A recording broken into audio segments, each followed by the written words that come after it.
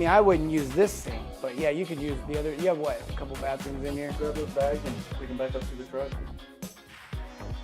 Well, so are we gonna come back a different day, or are we gonna call someone else out? Because that's 3 bags and just 2 guys. Today? Yo, what's up, man? Fresh, first day on the job. What's poppin'? Just passed that Bud Light Stockton. Nice to meet you. Are those the only shoes you brought? Yo, you like them? Y'all don't got AC? Not out here. That's us, bro. What's up, baby? What's it do? Man, it's gonna be me and you out there in the streets, you know what I'm saying? Slanging and banging. You and me all day, every day. What? Fresh air. Bussin', bro. Man, what y'all got up in the fridge, dude? Oh, apple juice! You should get me on there, man, with a fit check. With the flat cap bill, rocking them Jordan 4s, right? With the Home Hero shirt.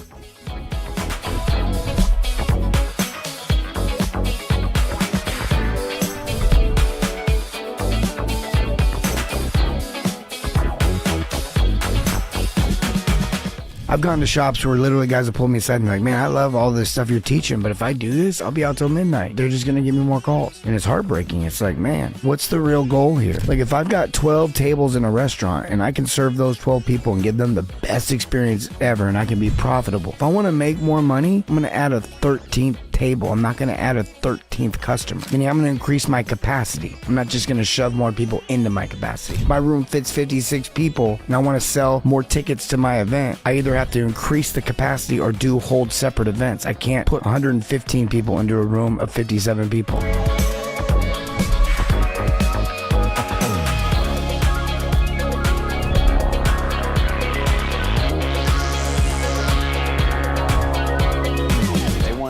Tankless and a softener installed. They don't have either, and they've already been approved for financing.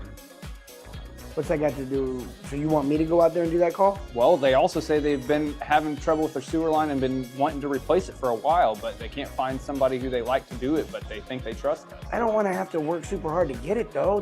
You want me to repipe the house, put in a new tankless, softener. Did you say something about a sewer line? That's what it looks like. I think we should go check it out, man. No, bro, this is ridiculous. And is this commission? Yeah, I already talked to the owner about it. He wants to actually double your commission on it because it's such a big job. No. So you want me to go out there, you want me to run this call, it's a bunch of work and a bunch of money or whatever, but it's also a bunch of taxes, and you're gonna have people out there helping me, watch me, do what I do, and then you want me to get it done faster so I make even more money, and then I have to, take another call because now I'm done by Thursday or something? What else are you gonna be doing instead here, Steve? This is the job, man. You got any odor smells or anything like that on there? Like maybe like in a different, maybe just...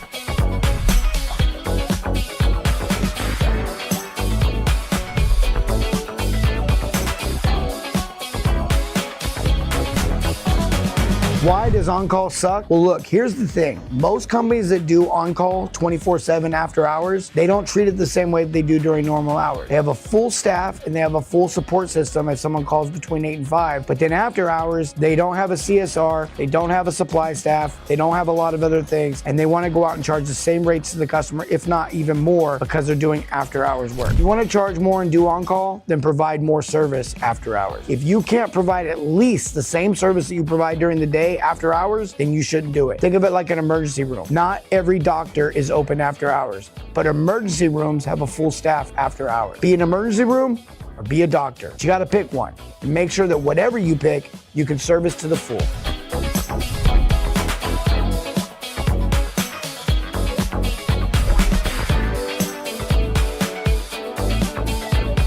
When there's no plumbers to hire, there's still a lot of plumbers that don't work for you working in your city. You're just not known enough. And so everybody tries to be just known enough because you don't want to overspend your marketing. And he goes, well, what do you do with all the money you spend on leads that you can't get to? And I'm like, well, what do you do with all the money you don't make when you're slow? See how this goes both ways? So I would rather spend a couple extra thousand every month and waste it and be known and have leads and momentum and be moving forward and I can hire into than to have that day, just one day when I'm slow. It'll be a couple grand in revenue off of one truck that we don't get.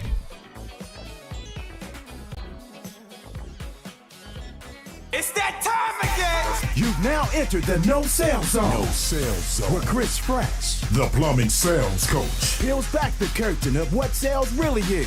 Buckle up, and get ready to learn how to increase ticket average by providing better service. And now, your host. Ladies and gentlemen, please Please welcome CF. The plumbing sales coach. What's up, everybody? Welcome back to another episode of The Fresh Approach. I'm your host, CF, the plumbing sales coach. And tonight I've got a special guest. Tonight I've got a legend in the game, someone who has done it so many times, and they're going to talk about something that's so important. I have none other than Dan Antonelli tonight with us, and he is the owner, founder, and the person who basically does a lot of the art, has done a lot of the art for the trades, and he owns Kick Charge, and we can't wait to bring him on in a little bit here and share him with you and all of his knowledge. I've got his book right here, Branded Not Blanded. We're going to be diving into that. We're going to be diving in to what it means to be branded not blanded. I can't get the book up here. I've got this right here. I do have a side. We're not gonna show you guys that, but I am bragging a little bit. I hope you're jealous. I love that I got that. Also, he sent this with the book, and I just thought it was really interesting because I've dealt with a lot of marketing agencies and a lot of different marketing companies, specifically in the digital space, and you don't get this kind of stuff, this clean artwork and this clean branding from not only him and his company, because you can see that he's got this amazing business card, but also for the audience and the people that he works with. And we've got a lot of people jumping on here. I want to say what's up to Bob Kellogg. That's another brand that he did, Advanced Plumbing Systems in the House. He says, hey, Dan. Dan will be on here in a few minutes to say what's up back to you. And this is someone who got his brand by Dan Antonelli, Advanced Plumbing Systems. And the guy's, it's cool. He's got a robot. Kind of looks like, it reminds me of the Jetsons, a little bit old school, futuristic kind of city thing. And I nicknamed their robot Servy because I was thinking of Rosie and Servy, the robots doing service. What's up, Charlie Denny in the house? Good to see you, the plumber's plunger. What up? What up? I think I've been seeing you in the comments. I dive in there every once in a while and read through the comments. Man, I get roasted in the comments. My goodness, the things they say about me. What's up? What's up? Preston Miley in the house. Good to see you, brother. Always good to see you, Joshua Roy. How you doing, Logan William? Good to see you, Joe Castro. Out of California says, what's up, Fresh? Where you at? Where you plumb? Where you from? Tonight we got Dan Antonelli. Tonight we're talking branding. Tonight we're talking marketing. I want to talk about it from, again, how it affects us as we go on a call, how it affects us when we run a call, because the principles he's going to talk about when it comes to marketing, branding, van wraps, and all the things that he specializes in, it actually applies to an even bigger gameplay and a bigger reality, and that's forming relationships, and they both apply. They really both apply because you're dealing with the human mind here. You're dealing with the psychology of a human, the reality of that human beings are making decisions when they don't even realize they're making decisions. The subconscious mind is driving all of their actions and all of their thoughts, and we just don't even realize it. And so what he talks about is understanding those patterns and how to talk and speak to those patterns and how to drive people to a point to where they see you. That's half the battle, sticking out in a noisy world. And then also when they see you, what do they see? What do they feel? Because it matters. And it's only going to be for a couple seconds because they're going to be looking at something else. And in our world, service plumbing, they got to see us a bunch of times because they don't necessarily need plumbing when they see us the first time. And a lot of us want to tell them everything the first time. Like, hey, listen, I do this. Here's all my numbers. Here's my pager. It's like Wolf. If you guys ever watch The Office. Chris Costa in the house says, love it. A whole lot of awesome in those books. Yeah, there is. There is. CJM in the building. Chris McGann, what's up, brother? Good to see you. Says, SoCal in the house. Aquaflush. Manny from Carina Plumbing Bay, California. Good to see you. I hope I said that right, Carina. Let me know. Tell me if I'm wrong. Now I'm definitely wrong. I said two. I should have just stuck with one. Adam Jones Plumbing. Good to see you. All right, look, tonight we're talking about how to really stick out in a noisy world. Look, a lot of times plumbers go, what do I do when there's another plumbing company at the job when I show up? And I'm like, well, market better. But what do you do when you, when they say they're getting another quote? What do you do when it's hard to stick out? Okay, it's hard to stand out. Okay, that's the problem that we're all dealing with. And we're dealing with it before the phone rings. We're dealing with it after the phone rings. Shoot, we're dealing with it after the job's done. We're dealing with it, meaning people forget about us. They move on without us. And I want to solve a lot of that for you tonight. If you're watching and you're like, man, what do I do when they want to get multiple estimates or they have multiple estimates? What do I do when the customer is not really sure on how to make a decision? What do I do when, or if you're an owner, what do I do when the phone doesn't ring? How do I make the phone ring more? How do I explode? You know, I always say making the phone ring and converting the call, that's the game. That's the business. That's it. Now it's complex because it's humans, but that's it. And we've got the legend on here tonight to show you how to make the phone ring. We got the one and only. We got Dan Antonelli. And we're going to bring him on here right now. So Dan Antonelli, the author of Branded Not Blanded, the owner of Kickcharge, says, in fact, on his book, Kickcharge, sir, Kickcharge, your home service brand. I love that. #1 bestseller. Dan Antonelli in the house. Sir, welcome to the show. How are you doing?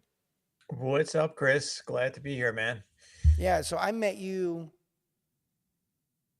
like 6 years ago, maybe 5 years ago. And it really wasn't like we met and hung out or got to know each other. We crossed paths in Vegas, ironically. You were at an event. I was not at that event. I just happened to be passing through, saw you. We talked for like 2 minutes, moved on. And I tried to get a photo of, no, I'm just joking. But I was, I knew who you were. I knew who you were.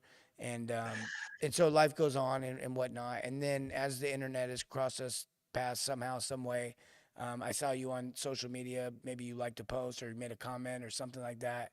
I was, I remember responding. I reached out to you and said, hey, man, I'd love to have you on the show. I'd love for the audience to hear after what you say. I think a lot of my audience has heard what you have to say, but I thought, man, if we could just put a service twist to what you do and really show the audience how this stuff is so powerful when you think about the psychology of a human brain and how it operates and how it's ticking and moving and making decisions and how it feels and all those things. Really quick, before we get too far into this, we got people saying what's up.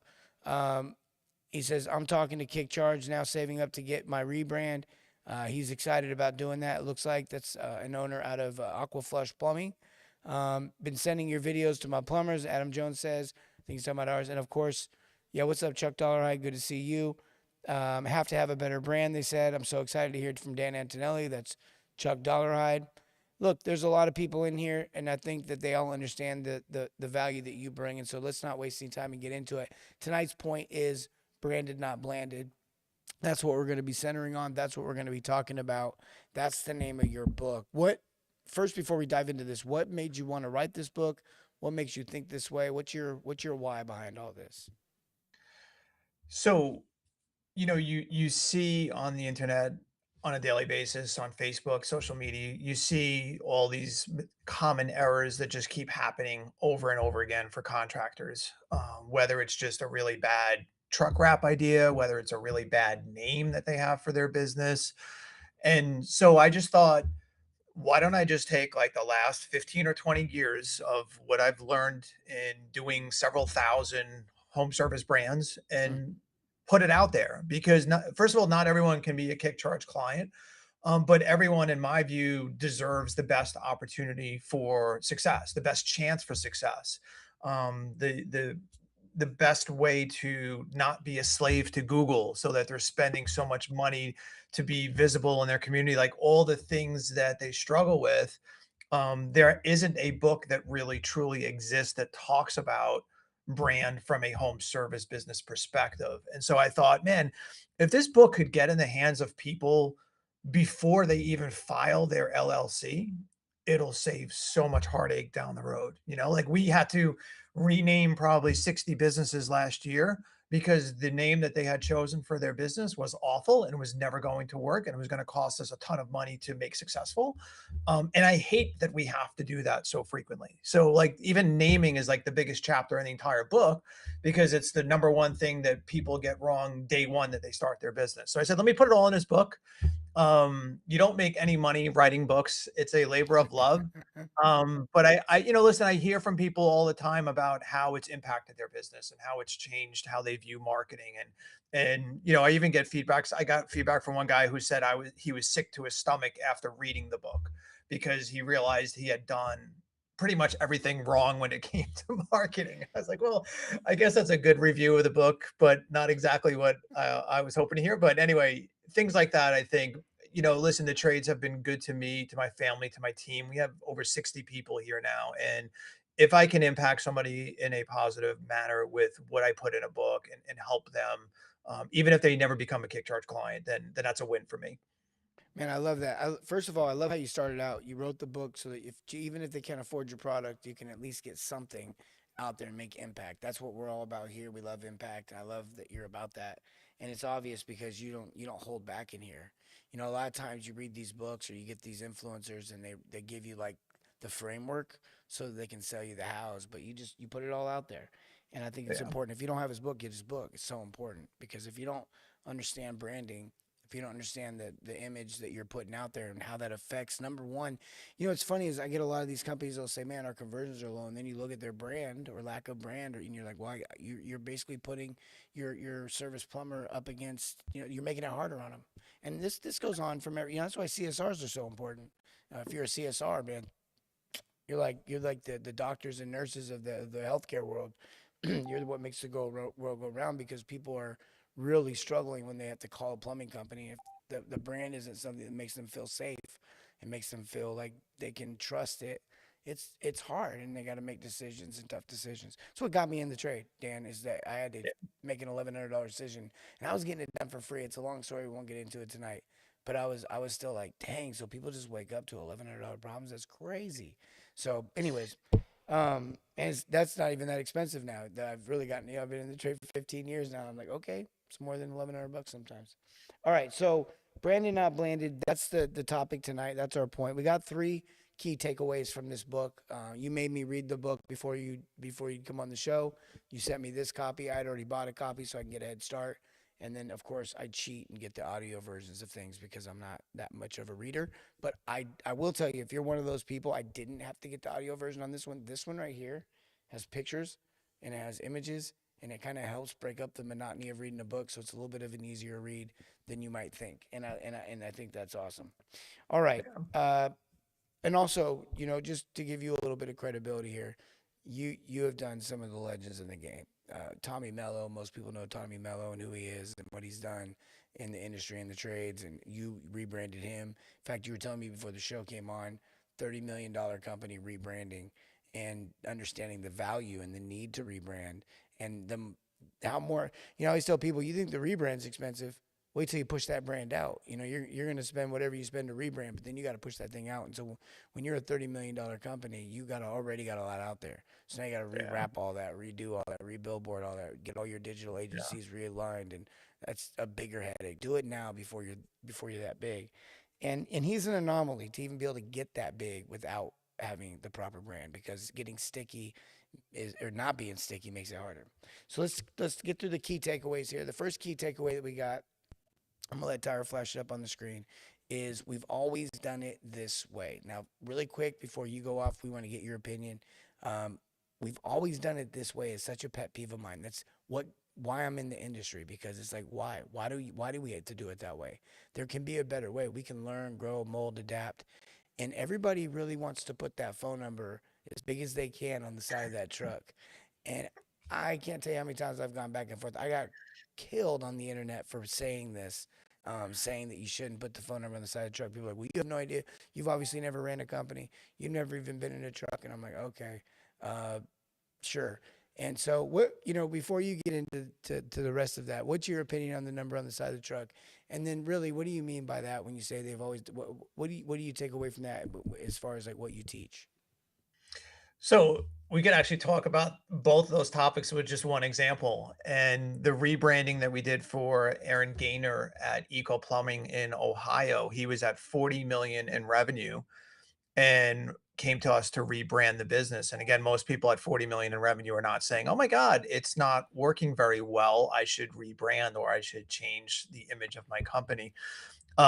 So we did actually rebrand him at 40 million, and I think it's 2.5 years later, and he's at 100 million in revenue with no phone number on the side of his van. So why do we need a phone number on the side of a van? Do we not think that people will not be able to figure out how to contact you if there is not a phone number on the side of the van? And I think, is it terrible to have a phone number on the van? No, but it is the least important piece of information on the side of your van. Your website is definitely more important. And obviously, if you have a strong brand, that is truly how people will remember you and contact you because they will just simply Google your name and then click call now. So if you're being very honest with yourself, think about the last time you held your phone and you dialed a random set of 10 digits to contact someone. And honestly, like I don't remember the last time I've had to actually like sit here and dial my phone. Again, because with our smartphones, it's just much easier just to Google the company name or whatever, and then click contact or go to the website and hit contact now. So I think the challenge and sort of as you talk about, how do we raise average tickets? How do we, improve our booking rates? And all those metrics are all affected by brand because all brand is doing is establishing trust before you ring the doorbell. It's not very complex when you really distill it down to that. But what can we do to have Mrs. Jones believe that there's a reason to pay a premium for your service? How do we control that narrative? And how do we use brand to control that narrative? Brand establishes trust before you ring the doorbell. That needs to be a quote. We need to quote that. That's Dan Antonelli's. You need to type that up really quick. Brand establishes trust before you ring the doorbell. Man, that is so good because I wish people got this. This is why there's so many things in our blueprint what we teach all owners and how to run their company. It's what we talk about. You got it. There's more to this than just sending someone to a home and knocking on the door and hoping that it all goes well for everyone. You're not getting the best version of the customer a lot of times, and so the more you can trust and the more they can trust you, the better. My proof to this would be simply a referral or a repeat customer. If there's already trust established, man, it's a lot easier person to talk to.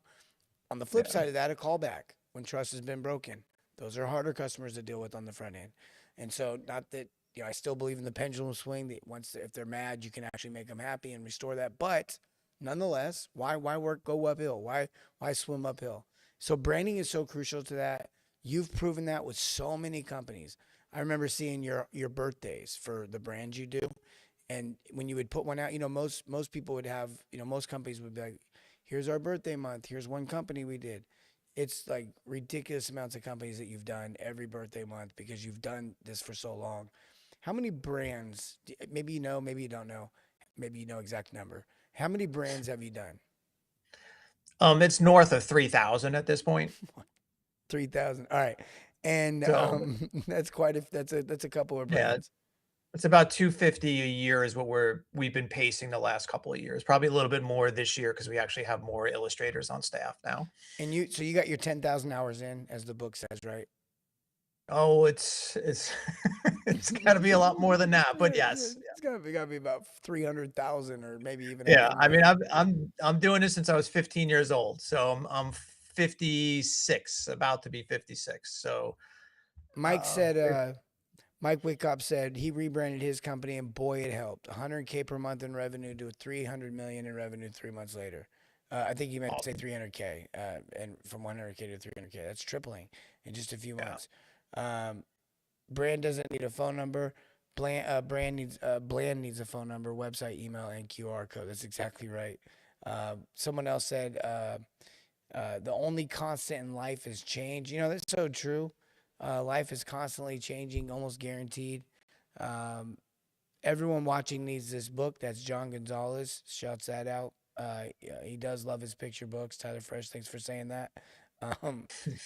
I truly love helping people navigate what would normally be a difficult situation and making them feel safe. That's Kate. That's Kate. And she works for Home Heroes. That's a brand that we did. In fact, we talked about that brand. And, that brand's sticky for their customer base. Kids love it. They put capes, they give out capes. And that's another thing I see you do a lot of times is you don't just brand people, but you show them how to bring it to life because there's a story behind that brand. And I'm not trying to tell you, I'm just trying to highlight this for the audience. You know better than everyone. But there's a story behind that brand, or there should be a story behind that brand. Okay, that's key takeaway number one, everyone. And such a gold nugget that I took down out of that was the brand builds trust before you ring the doorbell. CSR builds trust before you ring the doorbell. So forth and so on. All these things make it better. If the plumber, it's almost like special teams. If the plumber's on the 50-yard line when they start their drive, it's going to be a lot easier to get into the end zone than if they have to start on their 3-yard line. Okay, what's key takeaway number 2, sir? How premium do you look? Oh, this is a big one.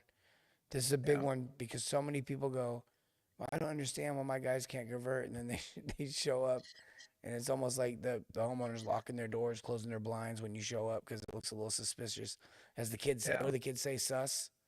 Yeah, so the kids say sus. I got some younger ones in the background here on the team. All right, Dan, tell us what you mean by that, though, for real, with the premium look. And because there's more than just like platinum dip and gold, gold shiny. There's more to this, right? Yeah, I think as owners, you really have to ask yourself the honest question about your own brand. Then you have to really say, hey, does this brand represent who we are today, or does it represent who we used to be when we first started this company? So as you grow, as you implement processes, as you provide better service and a better deliverable to the customer and a better experience, does the brand communicate that, or do I only get to experience that after you've been in my home? What if I could Mm. experience or expect that experience prior to being there? And then you just mentioned something earlier too, just about not only how it affects, who you are today, um, and representing that, but also as you look at recruitment problems, it's a very similar challenge when it comes to brand and the brand's effect on recruitment. So often people will say, I can't get anybody that wants to work for me. And then you look at their brand and it's clear why you're having trouble getting people to want to work for you, because it doesn't look like a company that I want to represent. Right. So getting complacent with the notion of, this is what we've been doing, and understanding that it probably doesn't represent who you've evolved into today, and more importantly, where you want to go in the future. So when Tommy Mello comes to me and says, I want to rebrand at 30 million, it wasn't because he was trying to figure out a way to, he wanted to figure out a way to try to have the brand, first of all, be future proof, but secondly, represent what he was delivering on a daily basis. So when guys hit the wall with average tickets and they struggle with average tickets, quite often that's a perception problem. It is a sales problem as well. And I know we can have tons of sales training to help them overcome objections and do all those other things. But if at the end of the day, if she doesn't believe there's a reason to pay a premium for your service, then why would she? Right? So being honest about yourself and your own image and your own brand, your own marketing, and saying, is this who I am today, or is this who we used to be? And making a call based on that. Yeah, I love what you said, because I think there's a lot of major companies, major people who have actually lowered their brand to look a certain level because they want to make sure they attract the right customer base, the right price point. For example, Denny's doesn't want to look like Ruth Chris, doesn't want to Right. feel like Ruth Chris, because that would set the wrong expectation, and vice versa. Ruth Chris can't look like Walmart and then charge $128 Yeah. for their premium fine cut steak. And I think we have to understand that, because we are dealing with, I think people go, it's just plumbing. It has nothing to do with plumbing. It's just the same human being making the same kind of decisions everywhere else in their life. When they buy watches, when they buy purses, when they buy steak, when they Cars. buy cars, Yeah. when they buy Yeah. anything. Yeah, I love that. Yeah. I love the points you make there in the book about that. I love how you talk about, and we'll get into this a little bit more, I'm sure. But I love how you talk about being like famous in your street, famous on the street, like famous in your neck of the woods, so to speak. Yep. 5 Mile famous. A lot of people have heard that before. I tell small companies sometimes think 1 mile famous for a minute, just until you have a smaller budget. But at the end Yeah. of the day, you just need everyone to see you. And disruptive marketing. You talk about disruptive marketing in the book as well, popping out and getting people's attention, and there's so much more to this. I hope you guys get this, because this quality game, this premium game, it's a psychology. I remember a guy showing up to my house one time. He had a green truck. It was a smaller version of trucks. It was an older version of the smaller version of trucks, and it looked and felt like the older version, not taken care of that well, smaller, older version of trucks. And the guy's coming in with big price solutions, and I'm just like, nah. First of all, back then, Dan, the honest truth is everything would have been a nah, but I couldn't afford it. But in all reality, it wouldn't. If I could afford it, it wouldn't have been with him. No offense to that particular individual, if you're watching. Yeah. Yeah, I think it matters. 5 Mile famous. Preston says 100%. What's up? What's up? Let's see here. We got a couple people asking some questions. I love it. Brand must evolve with the company. Yeah, he did mean 300K. 300 million, man. Well, he'd be on the show. We'd be asking him questions. Let's see here. Yeah, what's up, Blair? Good to see you. Brenda Scott in the house. All right. Shauna, as always, we love having you on here. I don't have YouTube up. How's YouTube doing? We got people watching over there? What's up, YouTube? Good to see all y'all. Okay, so the key takeaway number 2 was this premium. Put it back up there really quick. How do we word it? Yeah, how premium do you look? And there's a couple different views on that, but more importantly, I want you guys to understand that not premium's not limited to just again what the world thinks is premium. Consistent, meaning your uniforms, your truck, your yard signs, it all looks the same, feels the same. Sometimes I see these really decent brands, they'll overcomplicate things by trying to be so much, and they'll have like 50 versions of their brand, and it's like you got to be memorable, something good, clean, people can remember, and lean into it, become it, story brand. All right, what's the third takeaway tonight? And then me and Dan are gonna tie all this together for everyone. All right, what's the cost of not having a brand? So I think so many people say, well, branding is expensive, and someone who's created 3,000 brands, at this point, you'd be exposed, by the way, if branding wasn't worth it. Somebody might have said something about it. But, just off the top of your head, what is the return on investment? What would Dan Antonelli, the king of branding, what would you say the return on investment is to go ahead and bite the bullet and rebranding?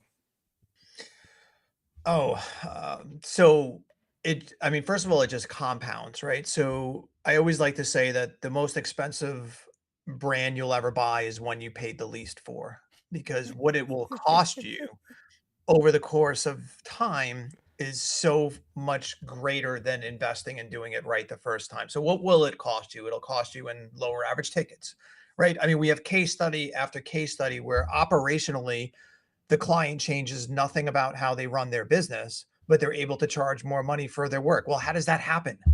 Like, consumer psychology is a real thing. Like, it's a science, right? It's not very complex, but it's a real thing. It's a perception thing, right? How does it affect booking rates? How does it affect close rates? Well, why can't we close? Well, again, it doesn't look like it's a company that I want to pay this premium for. Therefore, I'm going to go with someone else. What about the marketing spend and the impact of the marketing, right? Everyone is hating on Google because they're a slave to Google with their marketing spend, right? So customer acquisition costs are through the roof, and mainly they're through the roof for very unremarkable brands. Like, if no one in the community knows you exist, then how much do you think it's going to cost to acquire a customer? Like, that's not rocket science per se, but yet everyone's sort of mindset is, well, I'll just pay more money to Google. I'll just pay more money to Google. I'm going to have to up my budget for LSA and PPC and all those other things. It's like, well, no. What about if we could build a brand that everyone within 1 mile or 5 miles knew you existed? What do you think that would do to your marketing spend if they went onto Google and typed in the name of your business instead of plumbing company near me? Like, how would that affect your marketing spend? Right. So everything that we're thinking about is, how do I live rent free in Mrs. Jones's mind so she can recall it later on, and not only recall it, but think she's getting a premium experience if she chooses to hire us, right? So there's fees and costs associated with that poor branding that people don't really realize. They don't understand the relationship between how much they have to spend on marketing, and they spend a ton because they are unremarkable in their brand, in their truck wraps, in their TV commercials, their Facebook ads. Everything is unremarkable. There's no reason for it to register in someone's mind. And then how do we fix that? Right. Well, investing in branding, yes, it's going to suck in the beginning because we have to invest in brand. We got to rewrap some trucks. Maybe we got to redo the website, or at least put a new logo on the website. But if we do all these things, that investment will pay so much of a dividend forever if it's done correctly, because you won't have to do it again once you do it correctly. That's why in an ideal world, you do it correctly on day one. Sometimes you can't afford to do it, and I get it. You got to bootstrap, you do the best you can, but you're going to get to a certain point where that bootstrap logo that you started with, again, no longer reflects who you are. So again, like, everything that we do is trying to do something so each impression that is made lives in someone's mind at a faster pace. Because if it's unremarkable, what it means is I need more impressions in order for it to stick in someone's mind. Normally, they say it takes 16 to 20 impressions before you might remember a brand. What if we could cut it down to 5? What if 5 impressions because it was so unique, so disruptive, so different. What if we could cut it to 5? What do you think that would do to our marketing spend? Well, I mean, I think we can unfortunately think of a lot of social media influencers out there in the world that cut it down to one. They had one moment in history, people remembered it, stuck, and they became, everybody knew that person. I could think of several different cases of that, especially in young pop culture. But I think as we think about why that happens, how's that even possible? We have to realize, like, okay, I guess there's something to disruptive marketing. I think there's something to being memorable. There's something to being different. And how do you stick out? I was watching Jeremy Miner. He's a guy on the internet that does sales training. You familiar with him? Yeah. He had a seminar of some kind. I just happened to see one of his videos pop up on my feed, and he was talking to all the owners, and he said, "Hey, what makes you different? What makes you stand out?" And the owner answered, awesome stuff, right? Customer service, all the stuff, family owned. We're local. Then he asked the second person, awesome, just amazing stuff. Third person, just more awesome, amazing stuff. But it was all the same. At the end of the day, it just blah, blah, blah, blah, blah. And it's like, you got to stand out. You got to find a way to be unique and different. I know in our program, we try to take brands and bring them to life and say, okay, now how do we figure out who your avatar is? Who's your dream customer? What are their problems in life? What problems can we solve that aren't even related to plumbing that might make us hang around in their memory, like you said, living rent free, so that now when they need plumbing, of course we would call that company because they've helped us in this area, or we saw them do this. They made me laugh on the internet, whatever it might be. Right. So true, Dan. Thank you for that. What advice? I know you kind of gave away some advice there. Do it early. This idea of branding, building trust before you. That was probably my biggest takeaway: branding, building trust before you knock on the front door. What would you tell someone?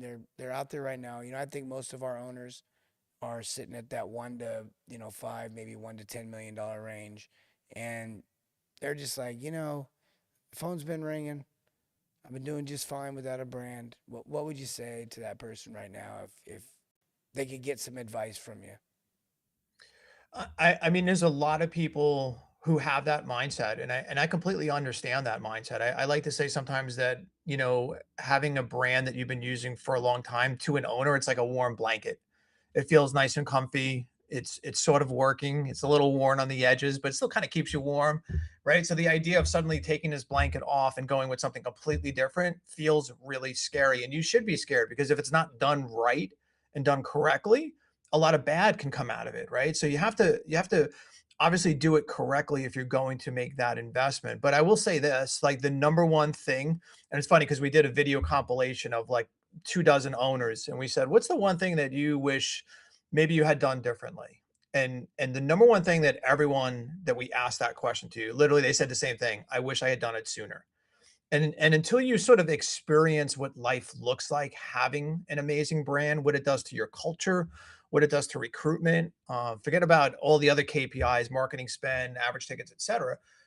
It's hard to really understand that, but you go through that process, and no one goes through the process on the other side is saying, "Oh my God, I'm so, I wish I'd never done this." Like that doesn't happen, but it's hard to imagine the impact. I think the other thing too that's really interesting is no one comes to us and says, Dan, I want to rebrand because I want to change my own mindset about my own business. They don't say that. But what happens is that's exactly what they experience. They're like, I'm so re-engaged in this business. I'm so energized about where we're going. And then my team is also energized because they see that I'm investing into this company to make it into something better. I see that I'm building something that will give them more opportunities to make more money, to hire more people, to have leadership positions, right? So there's this weird thing that happens. Not really weird, but people don't do it for that reason. But you talk to people that have been living with a new brand, 3 months, 6 months out, and these are like new people. They're like new owners. They're super jazzed and excited about where they're going with this business. I've And seen they're that. excited. I've seen the same thing. I've been a part of coaching companies that you've rebranded and watched them just get bored because they fall in love with their brand. And when they fall in love with their brand, they put it out there. And that's half the battle is just Yeah. getting them to put it out there. I think it's amazing what you said there. The cost of not doing it again, kind of just how that sticks out and people never regretting that. And I've seen that. Anytime, here's a little lesson for all you owners really quick and for anybody in life. Anytime there's a positive return on investment for something, it's more expensive to not do it. It's more expensive to wait. Anytime there's a negative return on investment, it's more expensive to do it. And sometimes you're going to roll the dice and lose, and sometimes you're going to roll the dice and win. But this isn't one of those categories that's for nay or say or whether or not you do it or not. This is a category you got to do. And what he's saying is make sure you do it with the right person.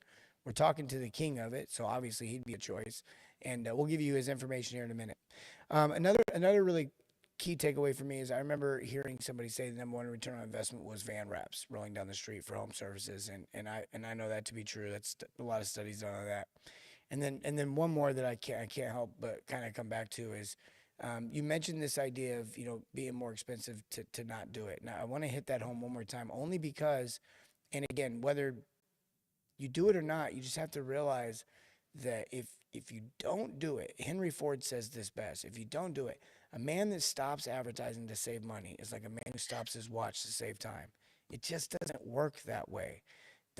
What's really going to happen is you're either not going to increase capacity in your business to make more revenue because you're not going to be able to get more calls. You can't run more calls. You can't make more money. And the other thing you're going to realize is that it's going to be more expensive to buy the leads or acquire the leads that you are getting. Branding helps you lower your cost of acquisition. It doesn't just help you get more calls, but it helps you lower your cost of acquisition.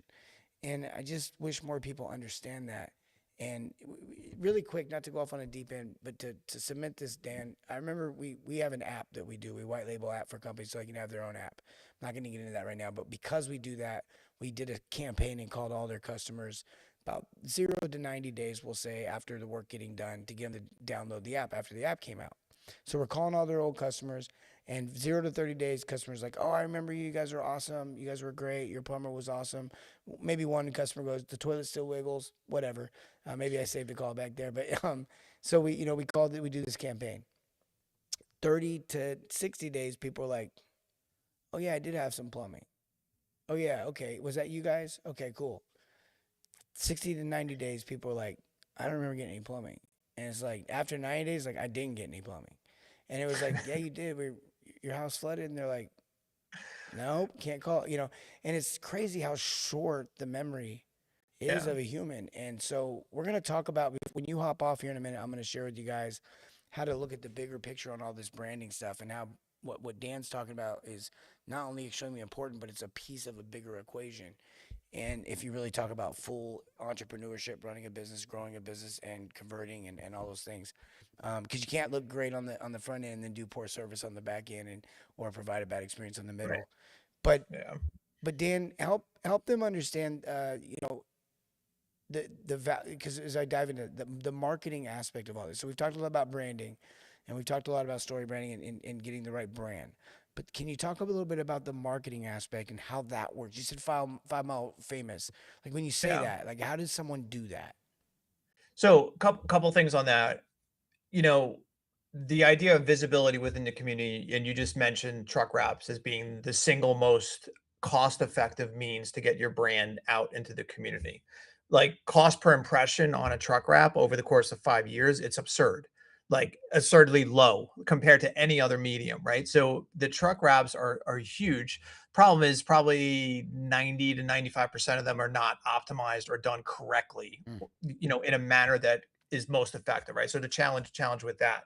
But as you look at the visibility within the community, people underestimate grassroots, and they want to be over reliant, or they are over reliant on digital, right? So instead of sponsoring every single soccer team that they possibly can, and every baseball team and little leagues, things like that, they're just throwing money at PPC and LSA because they think that that's the way to become visible in the community. And it's not, right? So making sure you're doing sort of the grassroots things in the community. So showing up at the parade, showing up at the 4th of July parade, going to the home shows, giving them a reason to stop by your booth because there's something interesting happening there that they want to be a part of. That's why mascots work so well. Sometimes if you get a physical mascot made, what parent doesn't want to have their kid take a picture with a mascot of your company? Like, so it's like a human magnet for parents to come to your booth, right? If you do that right.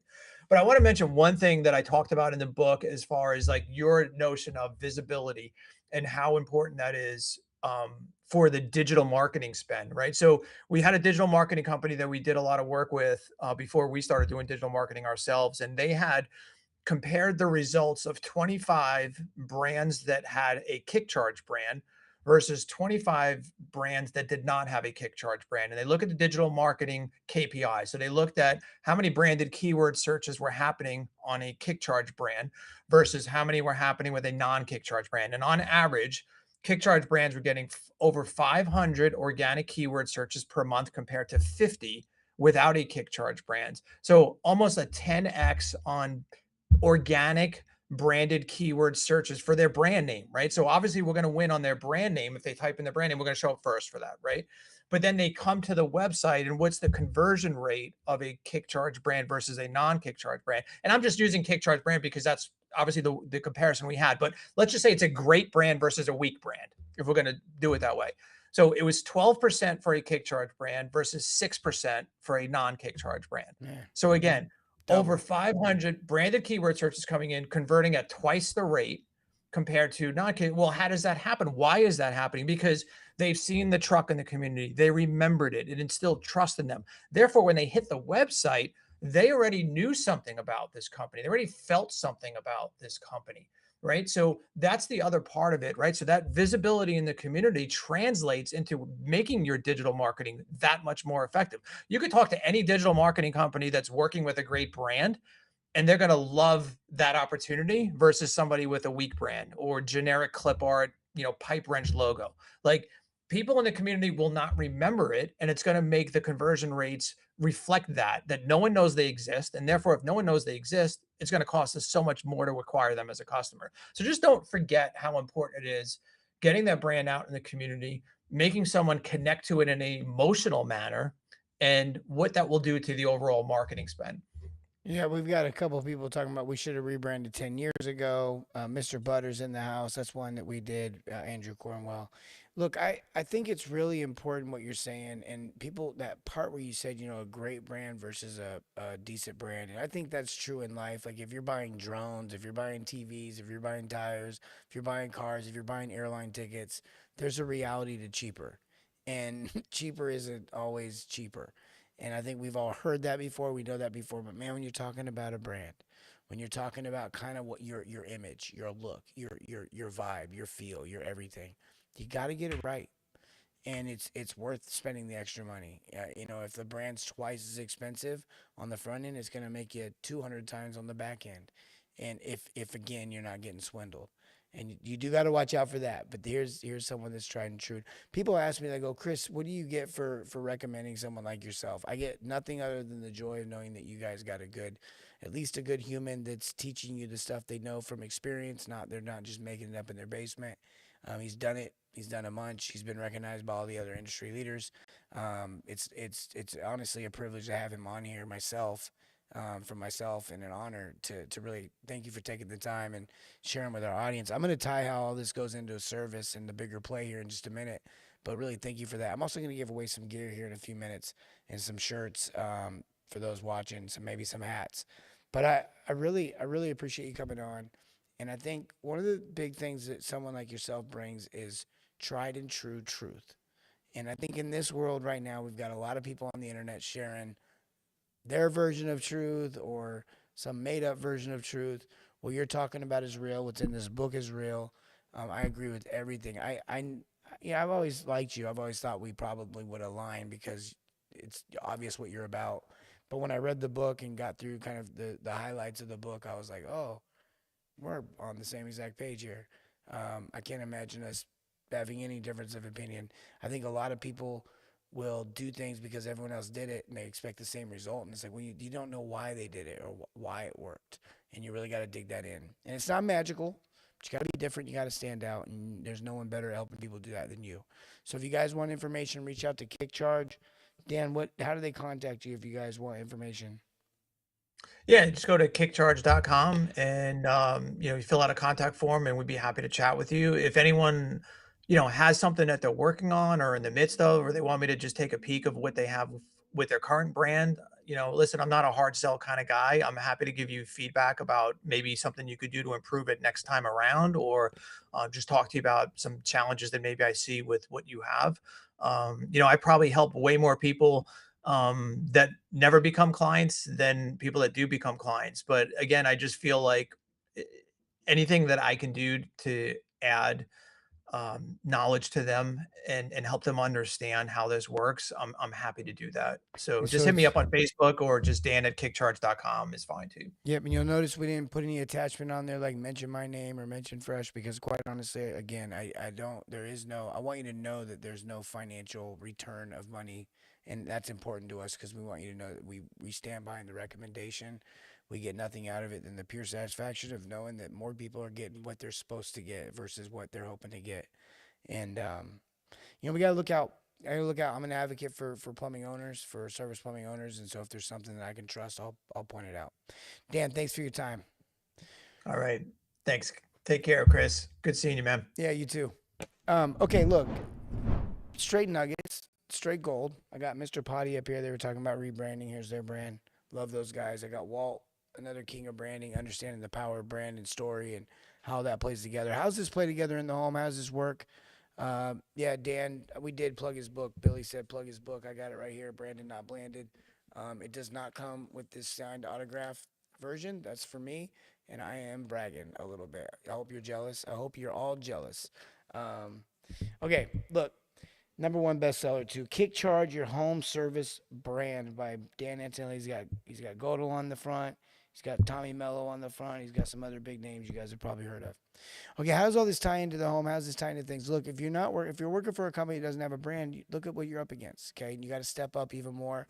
You got to be able to get yourself into a situation where you can truly serve your customer, like in a way to where they have a great experience. And so keeping your van clean is a part of that thing. If you got an owner who's invested in a brand, keep the van clean. Keep the outside of the van clean, keep the inside of the van clean, keep the whole thing clean, because these images, this version of what the customer sees before you ever talk, before you ever speak matters. CSRs, if you're watching, your voice matters. Everything you say and do with the customer absolutely matters. You can make the customer a little bit more relaxed, or you can make the customer a little bit more stressed out. We can all do that. I'm just saying CSRs are the only people on the planet that can do that. But it is part of what you're dealing with. And I think it's really important to understand this is a team game.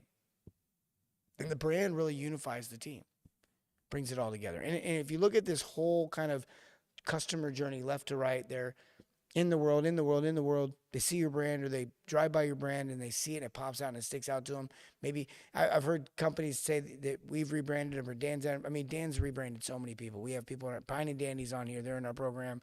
They were rebranded by Dan. I don't know when, but way before they ever got in our program. And so they're on here and they're watching. And so that's an example of people we've crossed paths with. We've got Mr. Derby Plumbing we've crossed paths with. Bob Kellogg, we mentioned earlier. There's so many I'm not going to say here and try to list them all. I'm just going to make people mad. But there's all these companies that have done this thing. And when you look at that customer journey and you look at how the customer's experiencing that stuff, they see these brands, and their kids sometimes will go like, oh, mom, look, dad, look. Or they're at a festival or an event, like you mentioned, with a mascot, or some sort of interactive moment with the family that makes them a little bit more than just trying to sell them your water quality conditioning free water test kit. Like, give them a moment to have a moment with your brand. Give them a reason to interact with your brand. And then if you do that, it makes it a lot easier for me when I'm running out to that call. It makes it a lot easier for me when the CSR is taking that call. It makes it a lot easier for everybody when they're making that decision. You know, the decision of option 1, 2, or 3. Do I want to just do a little bit of my house to get the work done, or do I want to invest in my plumbing and go ahead and just bite the bullet and get the big thing done, and so it doesn't happen again? And they're going to do it with your company, or if they've never heard of your company? Because if they've heard of you, he mentioned the touches. It takes so many impressions before they make a decision. Well, it takes touches. Touches are, I believe, if I understood what Dan was saying, then we would agree on this, that impressions are the amount of times they see or experience your brand on some sort of like visual level, or just a quick touch. But an actual touch would be like a moment or experience they have with your brand.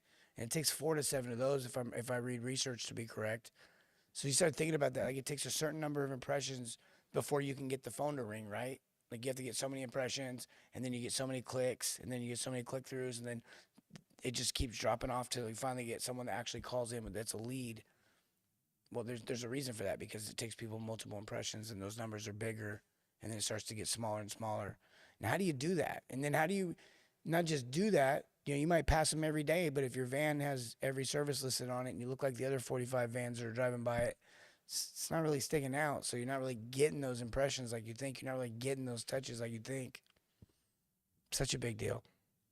It's no different than when you walk in a home and you listen to the customer and you let them explain themselves while you're diagnosing.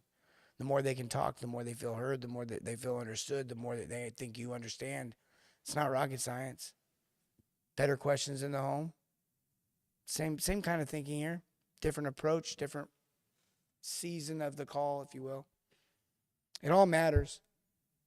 It all matters. And, Tommy Mello, Dan mentioned, rebranded, blew up. Now, you can't just rebrand.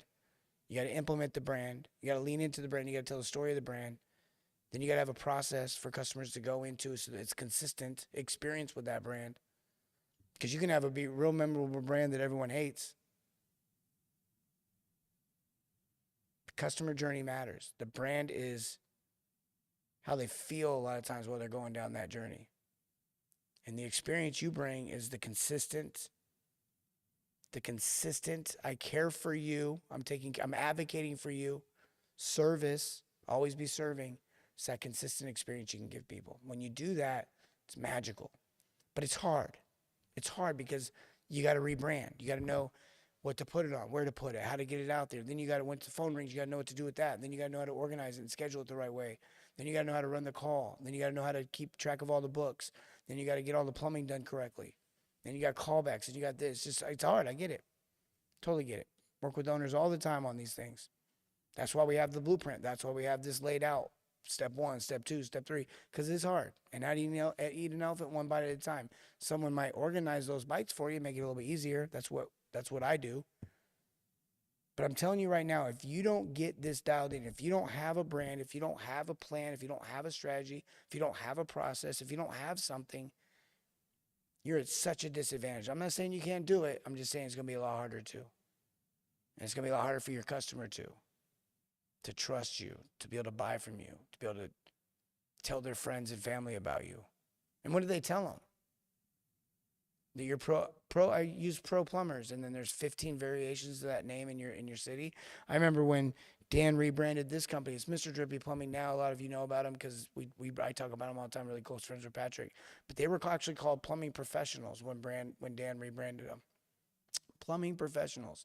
I remember pulling into town and going, bro, you got a Plumbing Professionals, a Pro Plumbers, a Plumbing Pros. I'm not even kidding. And like 4 other I was like, and then you don't even have it. And then they didn't have a brand on top of that.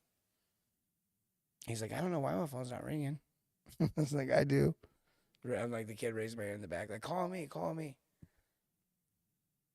I love Patrick. Patrick made the hard decision. He rebranded with Dan, spent his life savings, his kids college fund, and his left kidney, but he got it done right. And because of the return on investment, he got 2 kidneys. I'm just joking. Not great. Hey, it cost him 1 kidney, and he got 2 kidneys back. Okay. This stuff matters, guys. Reach out to us. Look, we got a really cool product for you guys here right now, because branding is how the customer feels before they interact with you. And then when you interact with them, you got to understand your customers. Okay, this vibe assessment tool that we're talking about right now, it's a free tool. It's a chat bot I built on ChatGPT.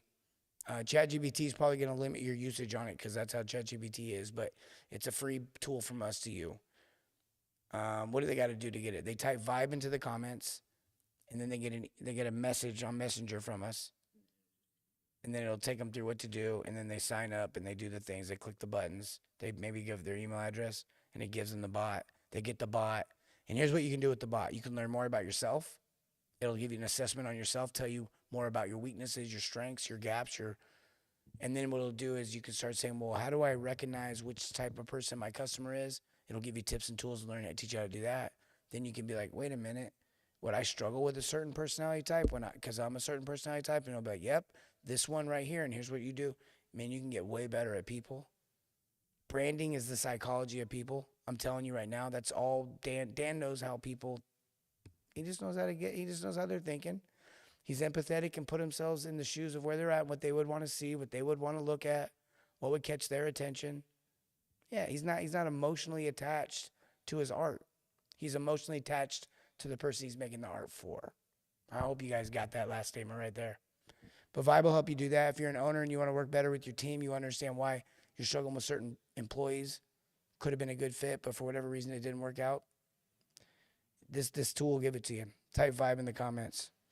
Guys, listen, I'm telling you right now, branding is a psychology. People are a psychology. I had someone ask me at the last big event we did, Chris, if you were 17 again, and then I just stopped him right there. I said, let's live in that for a minute. I'm joking. He said, if you were 17 again, what would you teach yourself? And what would you tell yourself? Or what would you, what would you tell yourself to learn? And I said, people, all day long. People. It's a people world. It's a people business. It's a people game. Service is the song. Plumbing is just the stage. Plumbing is the stage, meaning people don't give a crap where the concert is other than that the musicians are going to be there. No one goes and stands in an empty concert hall. They go to that concert hall because that's where the songs are going to be. So they go to that. That's what plumbing is. They don't call you to their home unless they have a plumbing problem. They don't want you to come there and do plumbing. They want you to come there and sing them a song. That song is service. They want to have a great experience while they go through it. And that's pretty much anything. And the stage changes. When they're hungry, it's restaurants. When they want to be entertained, it's an amusement park. Okay? Plumbing is the stage. Service is the song. I love you guys. Remember, serve your community and everything, not just plumbing. Have a great night. If you want more tips about marketing, sales, and business, type subscribe in the comments and get alerts about future shows. Also, check out our podcast on Spotify, Apple, and other major platforms. Thanks again for watching The Fresh Approach. Fresh.